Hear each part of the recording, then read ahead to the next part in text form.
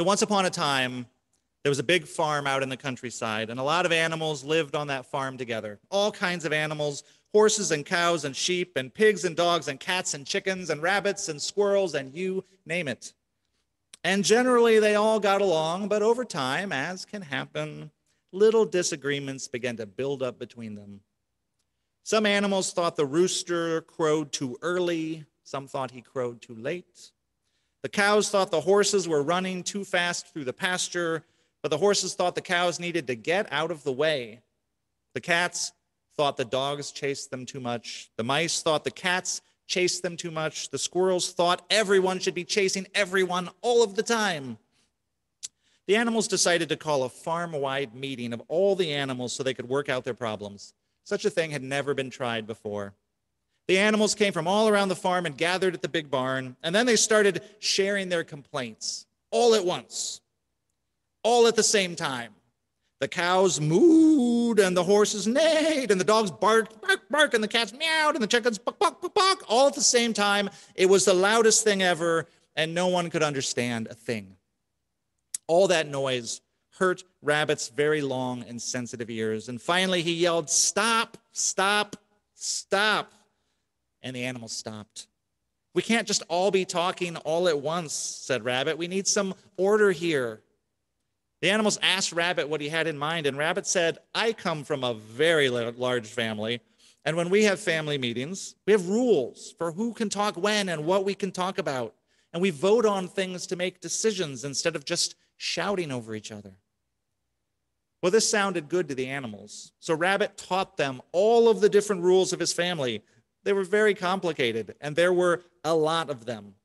But all the animals agreed that from then on, they would use Rabbit's rules of order for their meetings. And it worked for a while.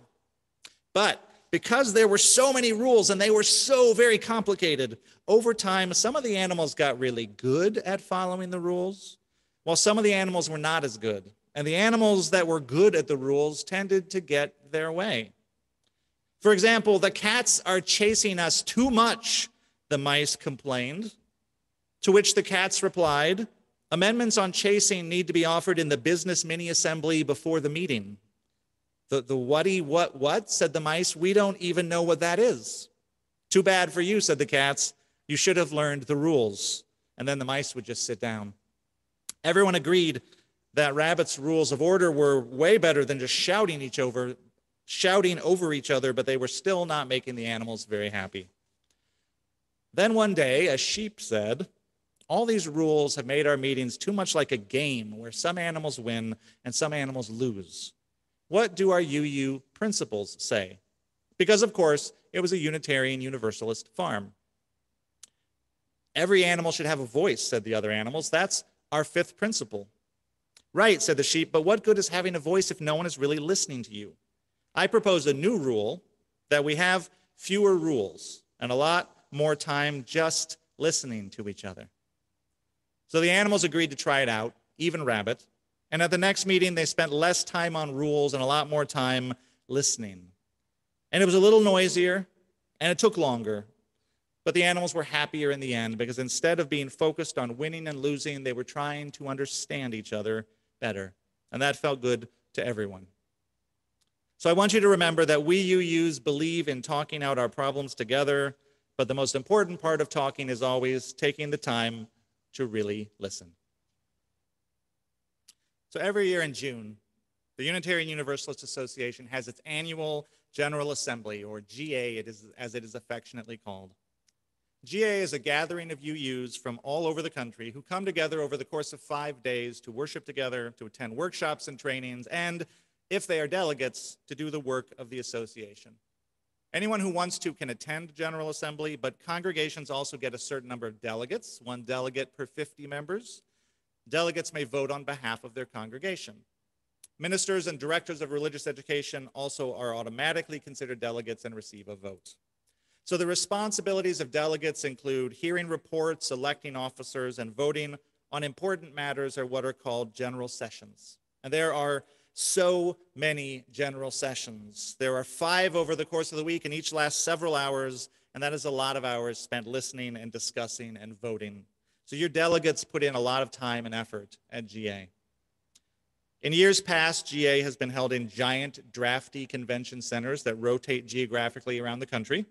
And for about the last 10 years or so, people have been able to attend virtually online.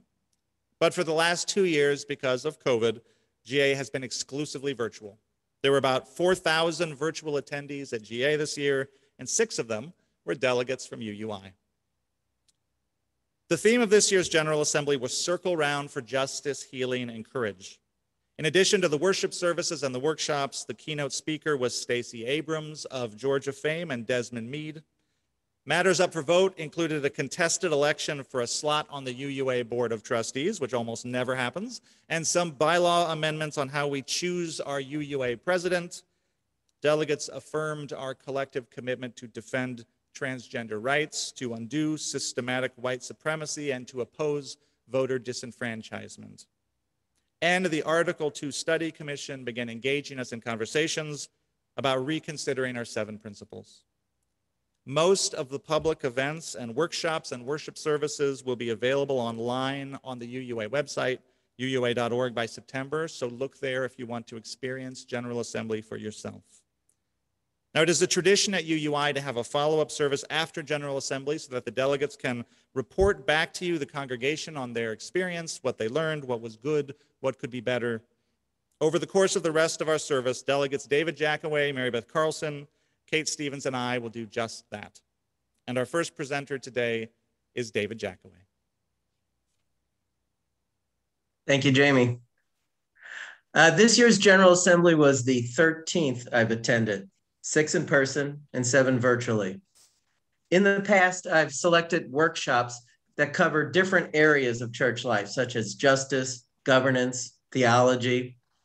But this year, since all workshops were being recorded and could be viewed at any time, both during or after General Assembly, I decided to focus on one specific topic, the work of the Article 2 Study Commission. In last week's sermon, Jamie briefly mentioned this commission and what they were chartered by the UUA Board of Trustees to do. As a reminder, the Study Commission has been asked to review and propose changes to Article 2 of the UUA bylaws, the article that contains our principles and sources and some other sections. I want everyone to be prepared for what to expect when the commission submits their proposed changes at General Assembly in 2023. I believe they will propose a completely revised Article 2, especially the principles and sources sections. Now, I can hear many of you saying, why would we want to do this? But I love our current principles. And a few of you are saying, what are the principles and sources? To answer these questions, let me take you back 60 years to when the American Unitarian Association and the Universalist Church of America combined to form a new faith, a new religion. This new faith needed a common set of principles. Let's look at those principles now. Please display them on the screen.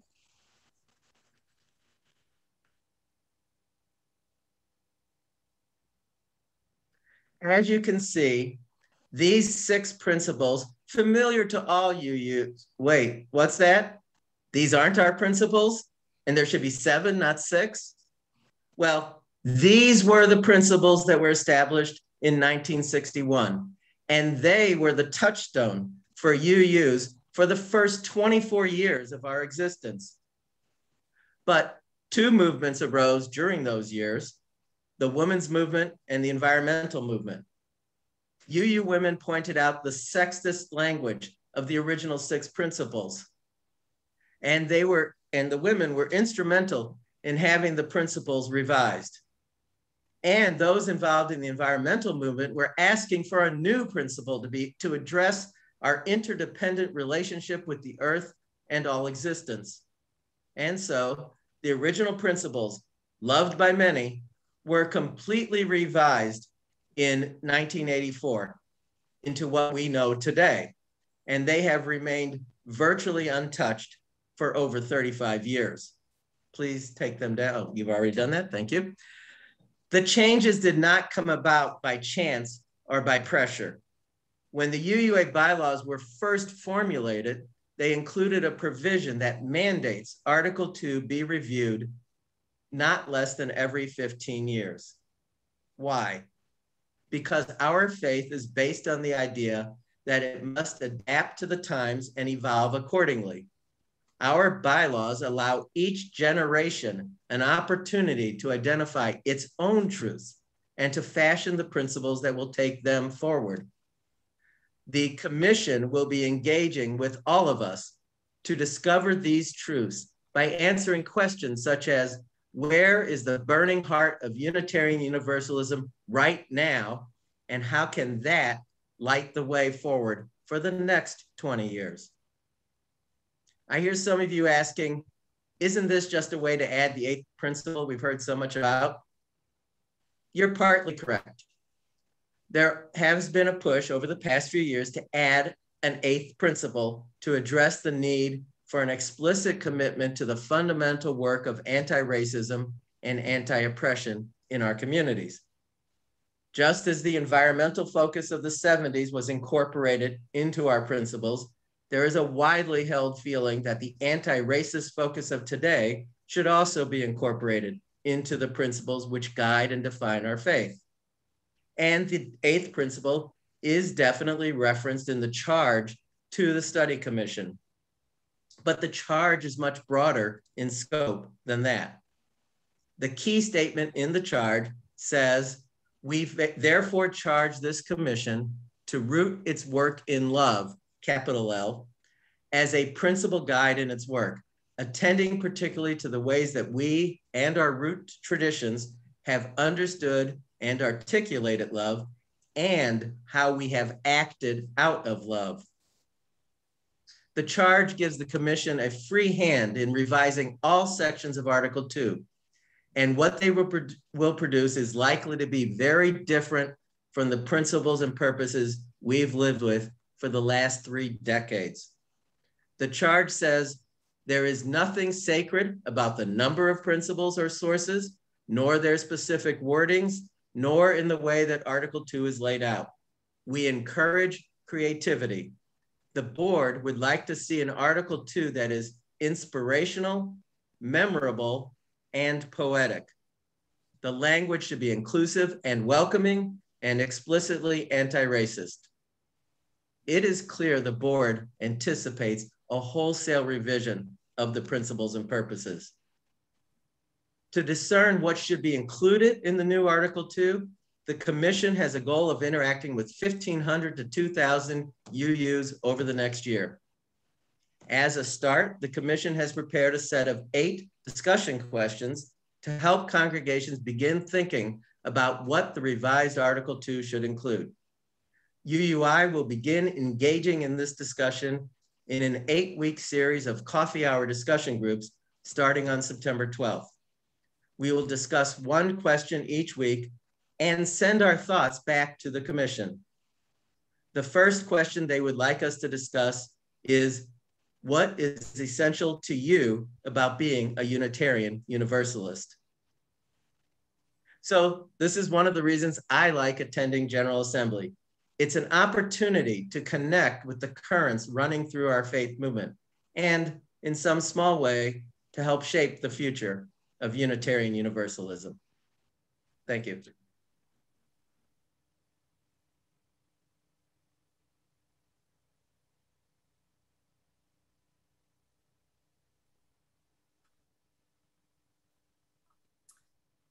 Good morning. I have to say I really appreciate Jamie's words for all ages this morning, especially after attending a GA as a delegate. And it's all about balancing between rules and actions.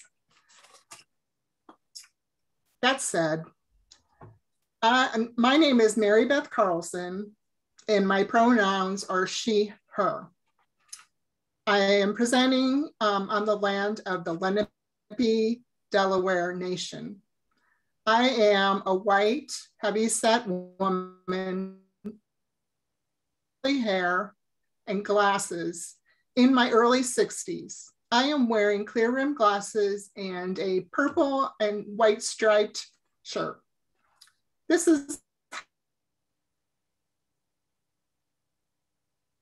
and disability justice identified themselves and welcomed us into their space, be it virtual. It was new to me and seemed a bit cumbersome. However, I had little experience with visual disabilities and how to be inclusive in a group. I experienced a lot of personal stories regarding what is considered a disability and how the UU Church can be on the learning curve to incorporate disability justice, learning and practice, and squelch ableism as a common way of interacting.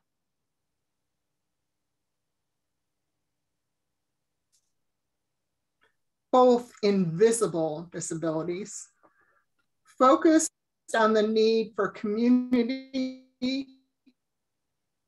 as a whole and our peer support groups to help process the loss that comes with disability. All of a sudden, someone is no longer working full time. So they may lose their sense of purpose and their source of daily interaction with other people. Do I say that I'm retired, even though I was only 50 and not expecting to be determined disabled, I'm sorry. Equal access, which is EQUUAL, equal access, activism, education, so that the UUs can recognize when ableism is occurring, address it. How do we stay aware and seek knowledge about barriers present to disabled people so that we are always inclusive of them and their needs? UUI has put some services and program into practice as part of our endeavor to become inclusive as a community. I am not even sure if UUI is a member of Equal Access. However, I do believe it would be an excellent next step.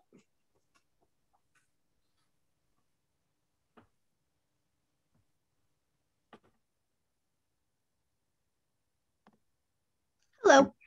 I'm really new to the church. In Jamie's story, I would be the mouse who doesn't understand any of the rules, but really wants to be a part of everything. So I'd only been a member 2 months when I got to be a delegate. So I didn't have a good frame of reference at all about what to expect going into GA. And there wasn't much time spent in orienting delegates at all, or planning how we could best utilize the time that we had during GA. I can't actually tell you when the information regarding the things that we were supposed to vote on, like the actions of immediate witness or board positions, became available to look at, because I didn't know about them until after GA had started. And I felt really odd going into the General Assembly where I was supposed to vote on things that could impact UUI, and I had no actual direction from the congregation. So it was odd to be told to vote my conscience and also be voting for things that could impact people other than myself. I didn't like that at all. So that's something that colored my experience. Now, it sounds like it was not a good one, but after processing it, I am thankful that I got to go, I should say that. One of the things that really struck me was we had been spending a lot of time in our church talking about the 8th principle and the wording of it, and if we were going to adopt it as a church before the UUA said, hey, every church has to adopt it. And there had been several meetings regarding the wording and everything like that. And I had no idea, despite attending several of those meetings, that there was a fringe contingency called the Fifth Principle Project that was really opposed to the 8th principle and its wording. And they have some pretty inflammatory views. And I didn't know about them until the second general session, where I encountered one in the group I was in who just talked a whole lot about all of the really terrible things that the eighth principle meant. And it was really shocking and upsetting to have no preparation for that kind of possible vitriol. Yeah, so I guess what I'm saying is I would really like, going forward, if we could have a better plan for delegates, if the church could be included in saying, hey, we really want to focus on inclusivity, or we want to know more about the second principle. We want you, delegates, to spend your time getting this information and bringing it to us. I didn't feel like my time was used very wisely.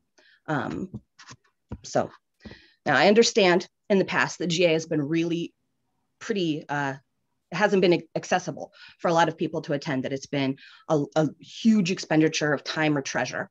And one of the things that I did take away that I was really excited about was multi-platform churches. And so going forward, I hope, because they're going to have a more multi-platform approach to GA, that we can revisit what we hope to get out of it as a community, as opposed to just, hey, you can swing the time or the money, so you do what you want.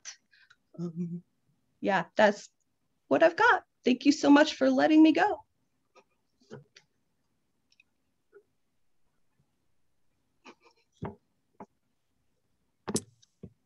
Thank you so much, Kate and Mary Beth and David, for sharing your thoughts and experiences and suggestions for how, as a congregation, we could do the whole GA thing better. I want to also extend our thanks to UUI member Pam Risley and to our Director of Lifespan Religious Exploration, Suzanne Hinson-rieger, who also served as delegates but who were not able to share today. For my remarks, which will be relatively brief, I wanted to focus on the worship services and the spiritual innovations at this year's General Assembly, which point to some important trends that are happening within Unitarian Universalism. Every year at GA, there are three big worship services: the opening worship, the service of the living tradition, and the Sunday morning service that closes it. There's also a special bridging service for the youth, and then a smaller closing ceremony at the very end. The theme of this year's GA, I'll remind you, was justice, healing, and courage. Justice, healing, and courage. And everything took place within the context of the pandemic and the last year that we had leading up to that June.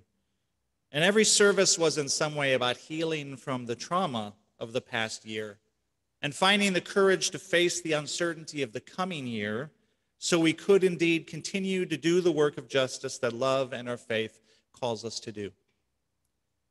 Trauma was a word that hung heavily over all the proceedings of this year's General Assembly. By the end of June, we didn't know to what extent we had weathered the pandemic or were still weathering the pandemic. There were hopeful signs, to be sure. The vaccine was wildly successful, is wildly successful in mitigating the virus. Millions of people were lining up to get vaccinated. Transmission rates were dropping. UUI at the end of June was 1 week away from reopening our campus. And it looked like community prevalence of the virus might drop essentially to zero by mid-July. That was how we were trending. And so people were gratefully pouring back into the streets, joyfully going to dinners, visiting their relatives, hugging friends and neighbors. There were also concerning signs at the end of June. A great deal of misinformation was being spread about the vaccine. Access to the vaccine was still limited for some communities and demographics, and certainly globally. Getting the vaccine or wearing masks had become more politically polarizing than ever, and troubling new variants were spreading. We didn't know what lay ahead for us, a fourth surge at the end of June, just 2 months ago. But by then, we had already weathered plenty as a people, right? The shutdown of March 2020, the murder of George Floyd, a summer of protest with our cities burning, an election like no other, ending in an armed insurrection in the Capitol, waves of deadly surges of the virus that would claim more than 600,000 American lives. It had been a traumatic year by any measure, marked by isolation and anxiety. And so much of the worship at General Assembly this year focused on spiritual practices for enduring this trauma, beginning with just naming it, with just using that word that this had been a trauma. Just naming that we have collectively gone through something traumatic together, with all that implies for our communities. The need for grace, the need to take a pause, to go slow in our lives as we attempt to reset and recover, the need to lower expectations, the need for healing. And one of the innovations of the services at General Assembly was this focus on healing, and particularly healing in the body. And it reflects a new appreciation that trauma lives in the body. Unitarian Universalists tend to the intellectual. I'm sure it will shock you to hear me say that. Sometimes also the emotional, but especially if it is artistic or poetic. But we are relatively neglectful of the body. We don't have a lot of embodied practices in our religious tradition. But trauma lives in the body, all kinds of traumas. The trauma of the pandemic, the trauma of gun violence and political violence, the trauma of climate change, the trauma of racism and white supremacy. And so there's an appreciation now that healing from these things must begin at the body level. And the impact of the book, My Grandmother's Hands by Resmaa Menakem, was very evident in this year's General Assembly. That book is all about practical tools for recovering, recognizing, and healing from trauma in the body. Specifically for that book, the trauma of racism. So, for example, during opening worship, the Reverend Jen Nordstrom told us about 7 different cues that tell the body in body language that it is safe. Because trauma is a feeling of insecurity, sometimes radical insecurity in our bodies, that fundamentally we are not safe. And there are 7 cues that tell our bodies, you are safe. And these cues, according to Reverend Nordstrom, are to move your body, to breathe, to connect with people, to laugh, to have safe physical contact, to cry, and to create. Every time your body floods with stress, she says, once the immediate stress passes, you can help your body release the stress response by speaking to it in one of those 7 languages: breathing, moving, connecting, laughing, having safe physical contact, crying, or creating. Participating in those actions tells the body it is safe. In our daily meditation group at UUI, 10 a.m. Monday through Friday, we focus mainly on breathing, with space allowed for connecting and laughing. And it is a healing spiritual practice to intentionally make space for all 7 of those in your life. So whether you're able to join us for our morning meditation or you find some other way, connect with those 7 means of reassuring yourself that you're safe.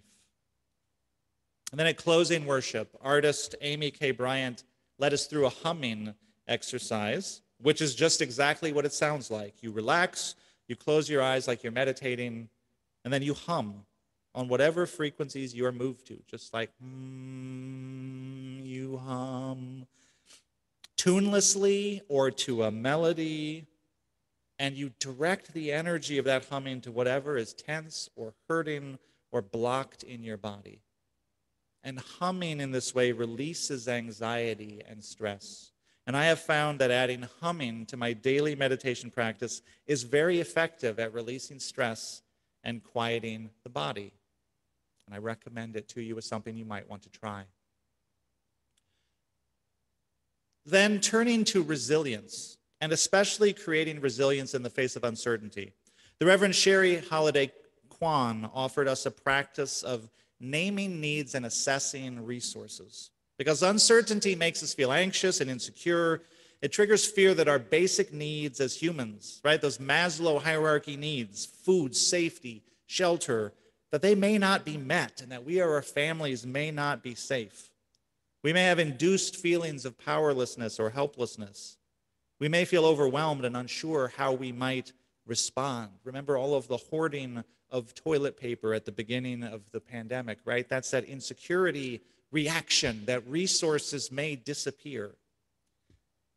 And so the practice, just the practice of naming needs and assessing our resources grounds us in a realistic sense of where we're at and reminds us that we probably have more resources individually and collectively than we may remember.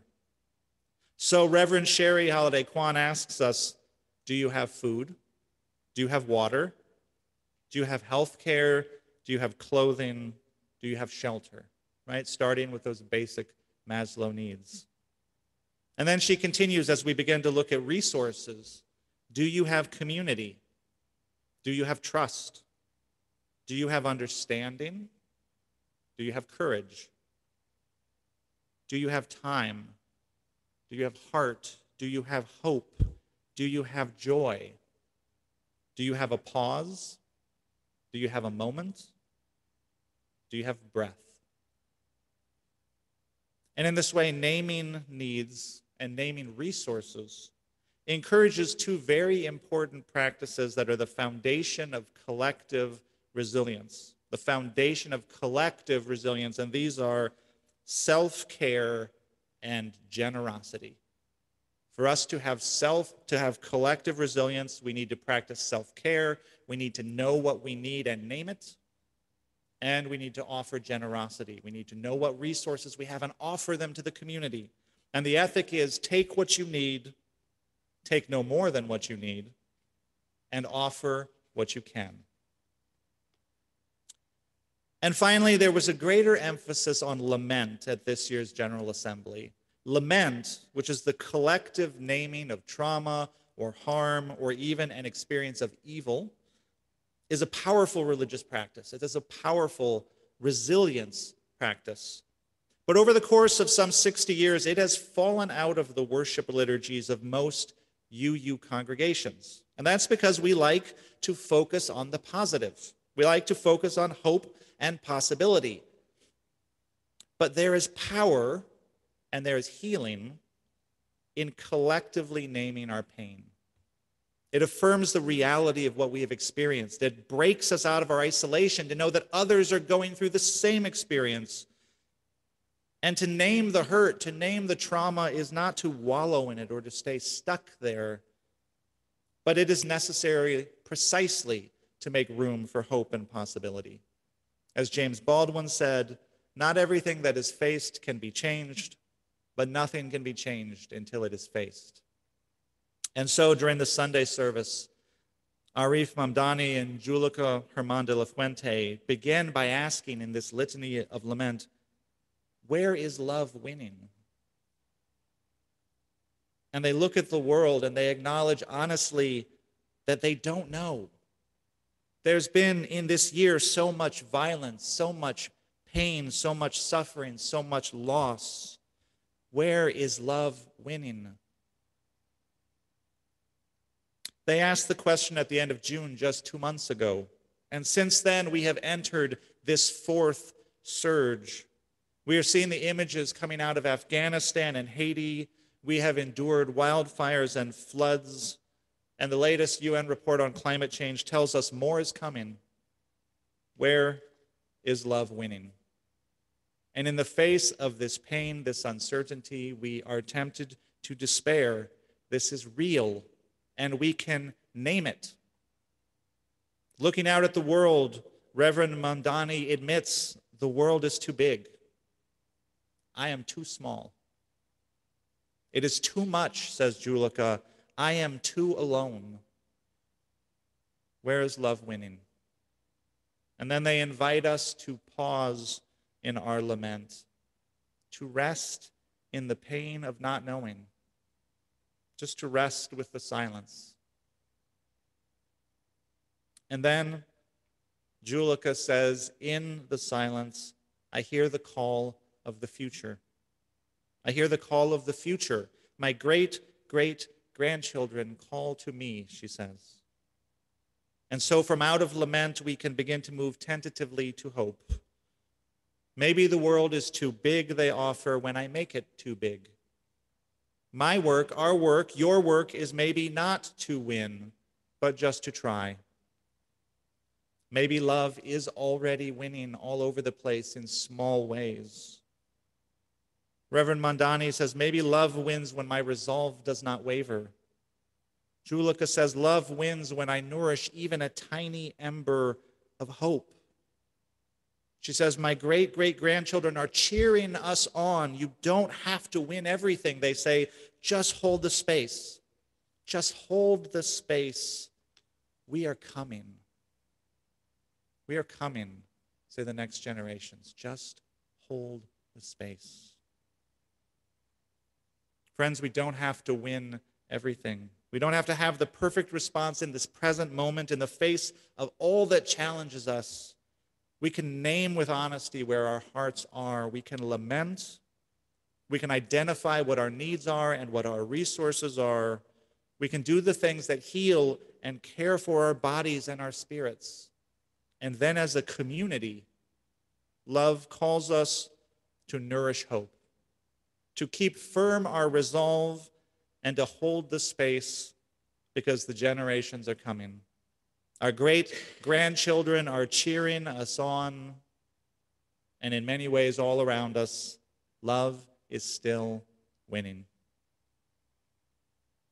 Blessed be, and amen.